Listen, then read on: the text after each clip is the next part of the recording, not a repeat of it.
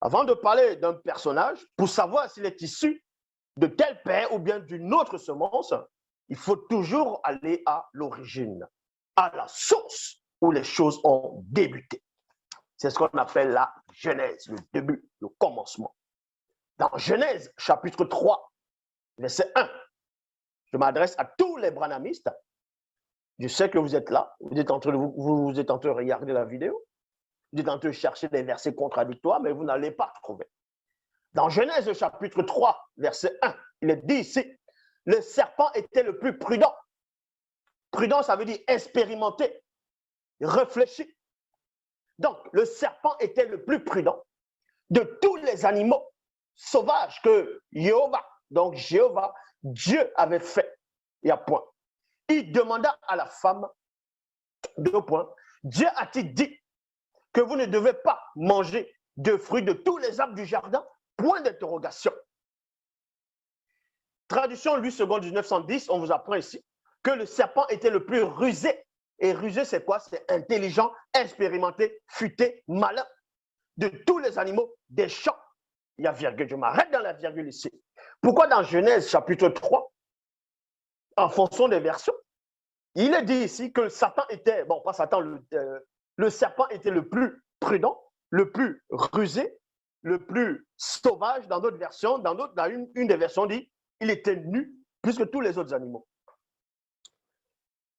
Beaucoup de personnes ont lu Genèse chapitre 3, verset 1, sans s'arrêter réellement sur ces mots-là, sur ces phrases. Qu'est-ce que ça veut dire réellement dans le plan visible? Je répète, le serpent était le plus prudent. Le serpent était le plus rusé. Ça veut dire que avant la tentation d'Ève, avant que le péché n'entre dans le plan visible, Genèse 3, 1 vous apprend que ce serpent-là a eu une expérience.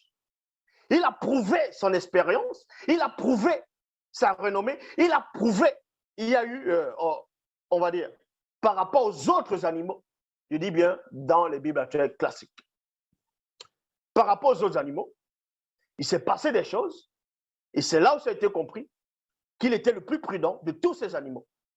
Il était le plus rusé, c'est-à-dire qu'ils ont eu quelque chose à faire. Il y a eu forcément quelque chose qui s'est accompli, qui s'est manifesté parmi tous ces animaux. Et ce serpent-là a été au-dessus d'eux par l'intellection. A été plus avisé, le plus éclairé. Mais là, on ne va pas trop entrer là-dedans. Genèse chapitre 3, verset 2. Bible à la colombe. La femme dit au serpent, nous mangeons du fruit des arbres du jardin. Nous mangeons. Dans d'autres versions, nous mangerons. Ici, on va s'arrêter dans le place, c'est-à-dire dans le sens visible. Donc, le serpent ici, parce que d'autres disent que le serpent, ce n'est pas un reptile, que le serpent, ce n'est pas un reptile, que c'est un animal, qu'un animal, ce n'est pas un reptile. Je ne sais pas dans quelle école, où vous avez appris, ou je ne sais pas, dans vos cerveaux, qu'est-ce qu'il y a. Soit c'est la bouillie qui est dans vos cerveaux. Il faut retourner à l'école et vous allez apprendre c'est quoi un serpent. Si le serpent n'est pas un reptile, si le reptile n'est pas un animal. Genèse chapitre 3, verset 2, Bible de la colombe. La femme dit au serpent, nous mangeons du fruit des arbres du jardin. On va aller tout doucement entre la conversation de la femme, donc on m'a appelé sous le nom d'Ève ou Hawa, avec ce serpent-là. Avec ce serpent. On va décortiquer les phrases, on ne va pas lire juste pour lire, on va entrer dans les profondeurs. Et on va vous expliquer, et vous verrez qu'à aucun moment, Ève, ici, dans les Bibles actuelles classiques, a eu des rapports sexuels, des relations sexuelles, quelle que soit la forme, quelle que soit la manière, avec ce serpent-là. Donc, premièrement, vu que le serpent était le plus rusé, donc intelligent, expérimenté, futé, malin. Là, selon les Bibles classiques, donc, il était le plus prudent, le plus réfléchi, le plus expérimenté. Ils ont eu à faire des choses et le serpent a été au-dessus de tous les autres. Donc, quand le serpent se voit être plus éclairé que les autres animaux, dont son intellect est plus développé, il a transcendé sa conscience, on va dire Illuminati. Il se trouve maintenant qu'il a maintenant la capacité d'aller tester sa connaissance à cette femme-là, à la femme d'Adam. Il va tester maintenant. Il va aller séduire. Il va aller voir, mettre sa connaissance à l'épreuve pour tester si Ève est plus aguerrie, plus éclairée, expérimentée, futée que lui. Je dis bien, on s'arrête dans le domaine des Bibles actuelles classiques selon les lignes. Donc, c'est là où le serpent va voir la conversation avec Ève. Et remarquez que quand le serpent parlait avec Ève, Adam n'était pas à côté. Je répète, Adam n'était pas à côté. Je sais qu'il y a des gens qui vont chercher le verset. Oui, mais elle donna aussi le fruit à son mari qui était auprès d'elle. On va vous expliquer ce verset. Adam n'était pas là quand le serpent s'adressait à Ève. Parce que s'il avait été là, Ève n'allait même pas se nourrir de ce fruit-là. Ça, déjà, il faut comprendre cela. Il faut pénétrer cela. 2, la femme maintenant va répondre en disant, la femme répond au serpent, nous mangeons du fruit des arbres du jardin. Donc, dans d'autres versions, nous mangerons. Nous pouvons manger.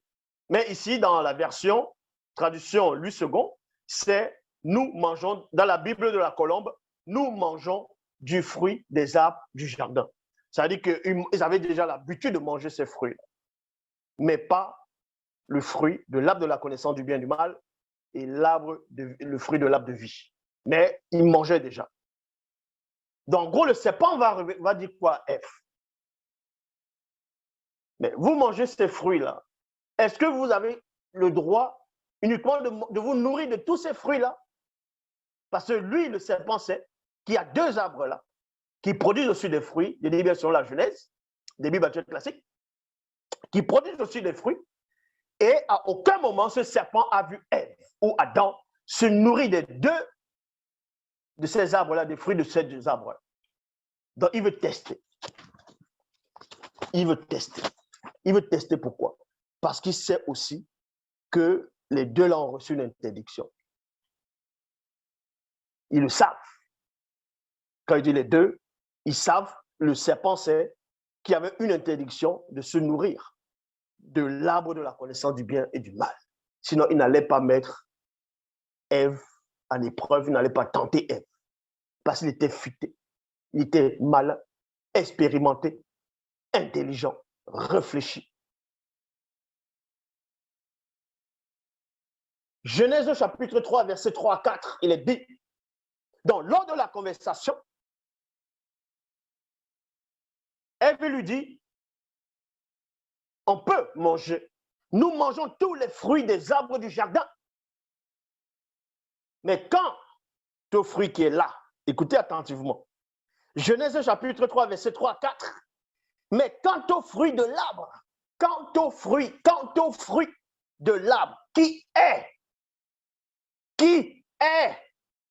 au milieu du jardin. Vous comprenez ou pas?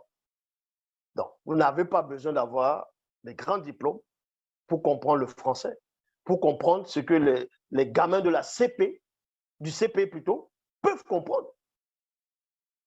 Il est dit ici, mais quant au fruit de l'arbre qui est au jardin, ça montre par là que ce fruit-là n'a rien à voir avec ce serpent-là. Le serpent n'est pas cet arbre, le serpent n'est pas ce fruit-là. Parce que les gens disent que le fruit-là, c'était le sexe du serpent, donc de Satan.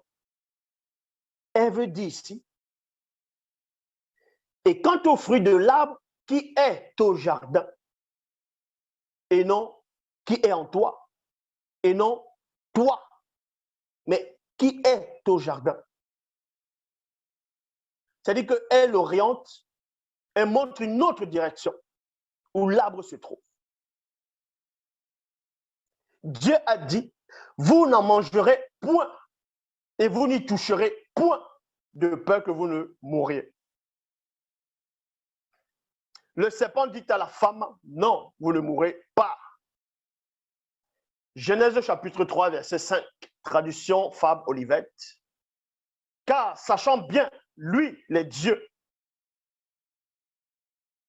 que dans le jour où vous vous alimenterez de cette substance, vos yeux seront ouverts à la lumière.